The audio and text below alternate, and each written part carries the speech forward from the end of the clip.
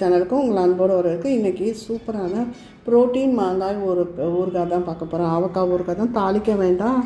அதுக்கு பாருங்கள், நான் வந்து 5 வகை கொண்ட இந்த மாதிரி டிபார்ட்மெண்டல் ஸ்டோரில் கிடைக்குது. அந்த மாதிரி ஒரு சுண்டல் எடுத்து வச்சுருக்கேன். மூக்கடலை அப்படின்னு சொன்னது பாருங்கள், எல்லாமே 5 கலரில் இருக்கும். அது எடுத்திருக்கேன். அது வந்து 1/4 கப்பு எடுத்திருக்கேன். அப்புறம் உங்கள் காரத்துக்கு ஏற்ற மாதிரி இதில் வந்து நான் வந்து ஒரு 4 மாங்காய் நறுக்கி போட்டிருக்கேங்க. அதுக்கேற்ற மாதிரி நீங்கள் மிளகாய்த்தூள் எடுத்துக்கோங்க. காரம் கம்மியாக வேணும்னா கம்மி பண்ணிக்கோங்க. நான் 3 கப்பு மிளகாய் எடுத்திருக்கேன். அதாவது மிளகாய், 1/4 கப்பு கடுகு, 1/4 கப்பு வெந்தயம் எல்லாத்தையுமே வறுத்துட்டு இதில் பொடி பண்ணி வச்சுருக்கேன். நான் ஊறுகாய் பொடி செய்கிறது எப்படின்னு நான் ஏற்கனவே காமிச்சிருக்கேன்.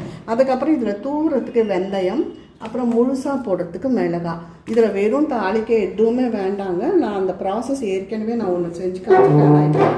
மூக்கடலை போட்டு நம்ம செய்கிறோம், அதாவது சுண்டல் போட்டு செய்கிறோம். வாங்க அதை எப்படி செய்யுதுன்னு பார்த்துடலாம். கிளாஸ் ஜாரு இல்லாட்டினா நீங்கள் வந்து ஒரு பீங்கான் ஜாரி கூட எடுத்துக்கலாம். அதில் எண்ணெய் விட்டுக்கோங்க. எண்ணெய் இதுக்கு ரொம்ப அதிகமாக தேவைப்படும். எண்ணெய் வந்து நான் வந்து 1/4 கப்பு எண்ணெய் எடுத்து வச்சுருக்கேன். பத்தலைன்னா நம்ம மறுபடியும் சேர்த்துக்கலாம். போட்டாச்சுங்களா?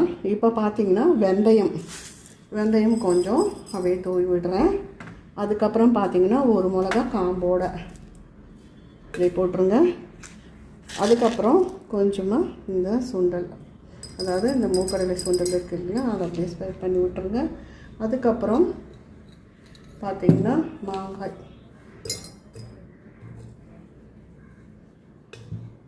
மாங்காய்க்கு மேலே இதுக்கு வந்து நான் 1/4 கப்பு உப்பு, கல் உப்பு தான் எடுக்கணும். அதை வந்து பொடி பண்ணி வச்சுருக்கேன், அதை சேர்த்துக்கோங்க. அதுக்கப்புறம் நம்ம அரைச்சி வச்ச இந்த மிளகாய்த்தூள்.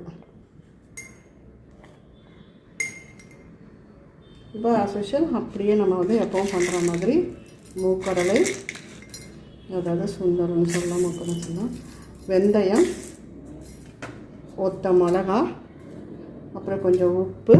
அதே இந்த ப்ராசஸை அப்படியே பண்ணிகிட்டே வரணும். அகைன் அப்படியே பண்ணிகிட்டே வரணும். பார்த்திங்கன்னா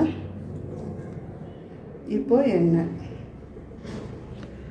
எண்ணெய் வந்து மிதக்கணும். கடுகு தேவையில்லை, தாளிப்பு தேவையில்லை. கடுகு தேவையில்லைன்னா தாளிப்பு தேவையில்லை. நல்ல காரச்சாரமாக இருக்கும் இது.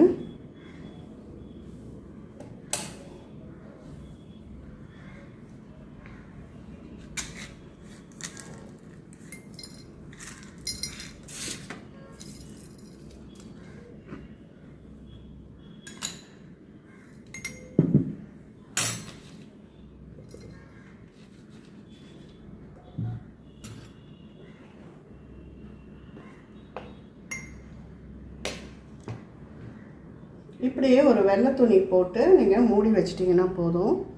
இப்போது இதே ப்ராசஸை லாஸ்ட் ப்ராசஸ்ஸு வெந்தயம் அப்படியே கொட்டிக்கிறேன். அதே போல் மூக்கடலையும் கொட்டிக்கிறேன். அதே போல் கொஞ்சம் உப்பு தூவிக்கிறேன். இப்போது லாஸ்ட் பேட்சாக இந்த மாங்காவை போட்டுக்கிறேன். அதுக்கு மேலே இருக்கிற உப்பு போட்டுக்கிறேன். நம்ம எடுத்து வச்ச காரப்பொடியை சேர்த்துக்கலாம்.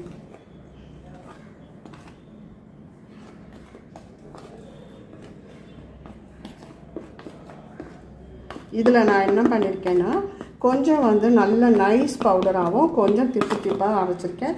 அப்படி அரைக்கும்போது நல்லா இருக்கும் உங்கள் டேஸ்ட்டு. நம்ம தொட்டு சாப்பிடும்போது நல்லா டேஸ்ட் இருக்கும். இப்போ நம்ம எடுத்து வச்ச எண்ணெய் எல்லாமே ஊற்றிடலாம்.